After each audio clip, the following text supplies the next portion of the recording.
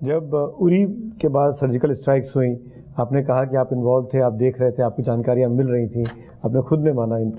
क्या इस वक्त भी जब बालाकोट हुआ, एयर स्ट्राइक्स हुई, तब भी आप इन्वॉल्व थे? आपको पता था, आपके पास जानकारियां आ रही थी? आप ये ठीक है कि मैं अपने विषय में कुछ बताऊं, वो अच्छा मुझे शोभा नहीं देता है, लेकिन जब आपने पूछ ही लिया तो मैं बता देता हूं।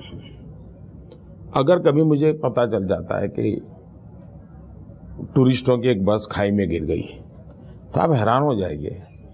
मैं रात देर तक फ़ोन करता रहता हूं कि भाई उन लोगों का क्या हुआ, निकाला नहीं निकाला, अस्पताल पहुंचाया नहीं पहुंचाया। तो ये मेरे स्वभाव का हिस्सा है, मेरा कमिटमेंट है कि जो चीज़ें मेरे ध्यान में आती है तो मैं फिर उसमें इन्वॉल्व हो जाता हूँ और मैं करता हूँ।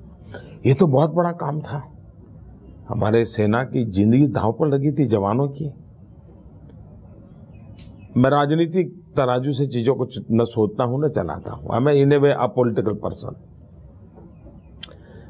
और इसलिए मेरा बहुत स्वाभाविक था। तो इसमें कोई मैंने बहुत बड़ी तिस्मारी कर दी ऐसा नहीं है जी, ये मेरे दायित्व का हिस्सा है। और मैं कैसे सो सकता हूँ जी, जब मुझे पता है कि 1 बजे होने वाला है, 1:30 बजे होने वाला है, 2 बजे होने वाला है, ये पता है और मैं खुद उसमें इन्वॉल्व हूँ। तो मैं ये तो नहीं चाहता था कि हर पल कोई मुझे रिपोर्ट करे क्या हुआ क्या हुआ। देखिए, मैं इतना जरूर चाहता था कि होने के बाद मैं जागता हूँ, अब चिंता मत कीजिए, होने के बाद मुझे बताइए। हुआ नहीं हुआ खैर, लेकिन उनका भी एक स्वभाव है कि मैं बहुत बारीकी में इंटरेस्ट लेता हूँ, तो मुझे बताते रहते थे।